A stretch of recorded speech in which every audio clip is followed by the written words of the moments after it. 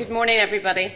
Firstly, I'd like to thank Northern Ireland Tourist Board, Department of Employment and Learning and People First for inviting me here today to talk to you about the ethos of customer service at Belfast, or Titanic Belfast. But first, what I thought would be good is to take you actually through the product. Apologies to those of you who have seen this presentation before, but it hopefully will give you a gist of what will be in Titanic Belfast when we launch on the 31st of March, or when we open the doors on the 31st of March. We will be the world's largest Titanic visitor attraction. We may not always be the largest in years to come, but we will be the only one that is on the birthplace of Titanic and Welsh and the city of which she was built. As I said, we open our doors on the 31st of March, so you will see me running out the door in about 15 minutes because, as you can imagine, we are pretty busy at the moment. Titanic Belfast sits on Queen's Island, part of Titanic Quarter. You can see the building in the middle. This is the new part of Titanic, and then beside it we have the authentic. We have the Harland Wolff headquarters building and the drawing offices, and also Pneumatic, which was the tender that took first and second class passengers out to Titanic. And to the right we have the Titanic and Olympic slipways, and a couple of the large key events in 2012 will be happening after we open. But what I want to do is really talk to you, to set it in context. Titanic, when she was built, was on a large scale, and the building itself is on a very large scale. The building is divided into 4 cores, and they're to represent the hulls of ship.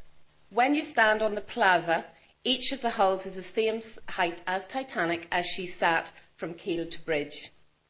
There were over 1,000 workers have worked on the site during the construction, and Titanic Belfast will hold 3,547 visitors at any one time, which is approximately the same capacity of Titanic.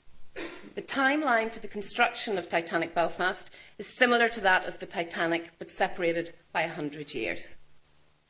You will see that we sit on the plaza, and on the plaza is the largest map of the Northern Hemisphere. The building has the largest dedicated banqueting facility in Northern Ireland, holding 1,000, and it is one of the largest investment projects in Northern Ireland, and the largest ever single investment in a tourism project in Ireland. So no pressure. We have to deliver world-class visitor service because we are a world-class venue.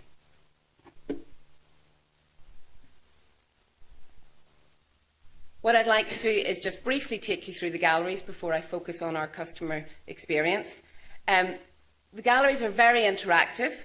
Gallery 1 is about Boomtown Belfast. It tells us what it was like to live in Belfast in 1910, to work in Belfast. It takes us through the thriving industries at the time, the linen industry, the rope works, and of course the shipbuilding. And why was Belfast chosen to build the Titanic? We then take visitors through the actual shipyard gates and into the drawing office. As I say, picture it, it's very interactive. The drawing office has blueprints on the floor. As you walk on the floor and you identify one of the blueprints, it will be enlarged and projected on the far end of the room. Next, we introduce you to the Arrow Gantry, which was used in the building of the Titanic, and again, to give you a feel of proportion, we actually take you from the 2nd floor up to the 4th floor via a very sort of crude lift, which means that you can actually see the vastness of the Arrow Gantry as you go up. We then take you into the building of the ship, and we decided to do that by a series of cable car rides, and that's where I'm going this afternoon because the commissioning of that is happening. The cable car rides are like a ski lift, and they are 6 people can get into the ride, and we will take you through the shipyard, and using a lot of technology we will recreate the sights, smells and sounds of the shipyard at the time. When you go into the experience, you will find that there are no windows. There's only one area that we let you look out, and that's because we want to keep you in 1912. When you walk through the doors, we want you to feel what it was like to work and be part of the building of Titanic. But we do let you look out in Gallery 3, and that's on the launch.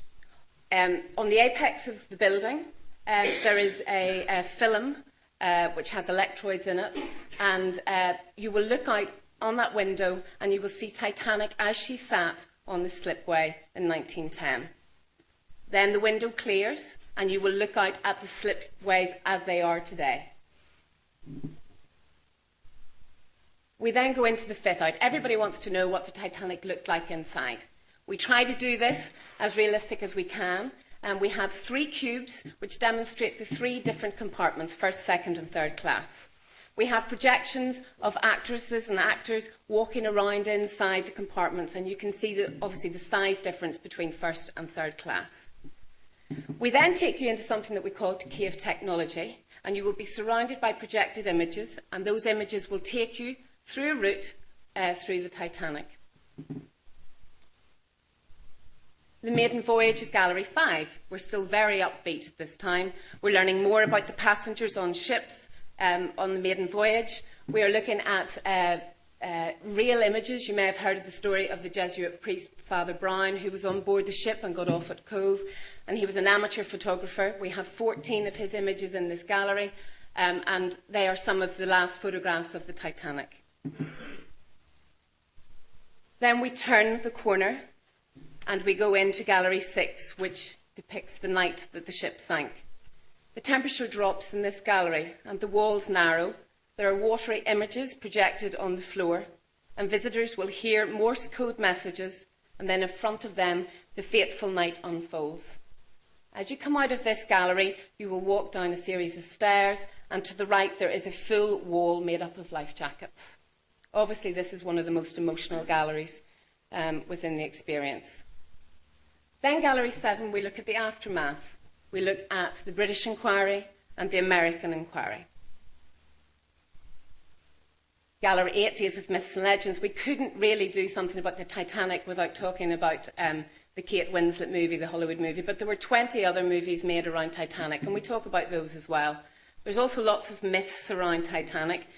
Some say there was a mummy on board and the ship was cursed and that's why she sank. Some say that it wasn't the Titanic that sank, it was the Olympic that sank. So we deal with those here. So this is really the end of the formal galleries, and then we go into what we're calling Titanic Beneath. You walk into a 90-seater theatre, and projected on a 12-metre by 9-metre projection screen are images of Titanic as per footage that Dr. Robert Ballard has given us. We're working in partnership with him. You can see on the floor, you will actually be able to walk across a glass floor, and you're looking down at an image of Titanic as she sits on the seabed at the moment. There's also lots of interactive pods, so there are lots of opportunities for children as well as adults to explore the story. This really is the last area that we talk about Titanic, and we go in now to the Ocean Exploration Centre. We're linking up with lots of universities, and we're linking up with Dr. Ballard's University in Rhode Island, and we will have live footage of dives as they take place throughout the year. We've just employed a marine biologist for this, so she started last week with us and is planning that gallery. Then we move up to the Titanic Suite. It's not just about visitor experience, we also have banqueting and conferencing and restaurants on site as well. The Titanic Suite is the top 2 floors, and the views are amazing across Belfast. All of the furnishings are extremely opulent.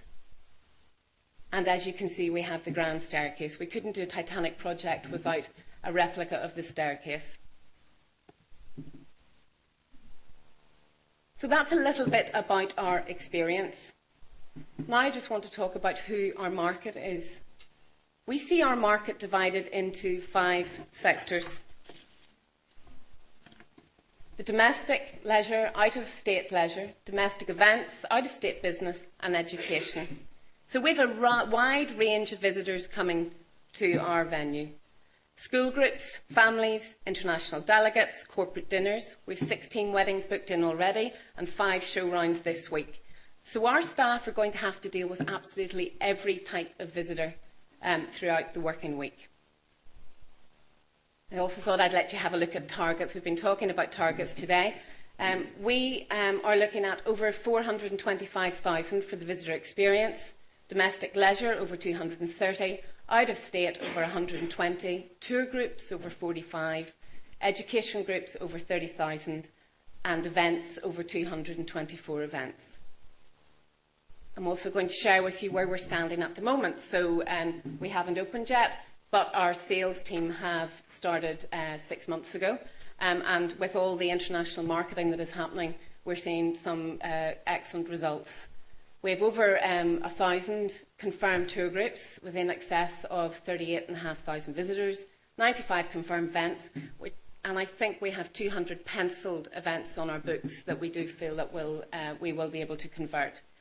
Our online ticketing went on sale before Christmas, or went live before Christmas, and we are selling at a rate of 1 every 80 seconds. So we have a lot to do before the 31st of March to get not just the building, but our teams ready to welcome all of the visitors. Obviously, there are great expectations from the city in terms of quality and customer service and satisfaction, the quality of our food and our hospitality. We are aiming for restaurant standard cuisine within a banqueting environment, the quality and content of the tourism product, the business levels and the out-of-state visitors and events, and of course the economic benefit to our country. In terms of customer service, we know that our staff are ambassadors not just for Titanic Belfast, but for Belfast and for the wider Northern Ireland. When we open on the 31st of March, we know that the eyes of the world will be on us and that we have to get it right. We're focusing on 2 areas at the moment, recruitment and training. We're not just opening a building, we're actually building an organisation. In June, we had 1 employee. On the 31st, with all of our contractors, we need to have around 200. So that is no small task. Recruitment has been a huge focus for us, and it's not just about the quantity, getting those 200 people, but it's about getting the right people. You may have seen in the press recently that we decided to audition for frontline staff. We felt that this was a vital way that we could actually find out that the candidates had passion and enthusiasm and had the ability to tell the next chapter of the story to our visitors. We also decided to adopt WorldHost, and I'll go into that in a minute. But one of the WorldHost quotes in the programme is, "Excellence is not a skill, it's an attitude." And that's what we were trying to do with the audition days. We were trying to get people with the right attitude that can deliver the experience. We're still in the middle of the process. However, we were overwhelmed. We had 2,500 expressions of interest and 700 people applying for front of house positions. We auditioned the 700 2 Saturdays ago, and I believe that many of them wouldn't have met the shortlisting criteria if we'd actually gone down the normal interview route. So for us, it widened the field, and we're getting people that have the right positive attitude. The atmosphere during the audition days were absolutely brilliant, and it just felt that it was the right thing to do. And I'm confident that we're going to end up with people who genuinely want to make a difference within our industry and who will, with our help, deliver a world-class service with that Northern Irish slant. We have decided to roll out WorldHost principles of customer service and the ambassador training to all of our staff, and we've asked our 3 main contractors to come on board with that as well. It's written into their contracts. As if I didn't have enough to do over the next few months, I also decided in a moment of madness that I actually wanted to deliver the training. We're delivering lots of training in March to our staff, and I felt it was important that there was consistency. So 2 weeks before Christmas, in the worst weather conditions that we've had this year, I drove up and down to Derry, Londonderry, to become a WorldHost trainer at the hands of the master trainer for Northern Ireland, Anna McColgan. And despite the time of year and the weather, I have to say it was a brilliant experience, and I know that we have chosen the right programme for us. WorldHost is about focusing on the needs of your visitors and customers, and about giving your staff the skills and techniques to help them deliver world-class service, and that's what we want. Just like our building, we wanted our customer care programme to be interactive, and we wanted to be able to incorporate what we're calling the Titanic knowledge into the customer care programme, and that's what WorldHost does for us.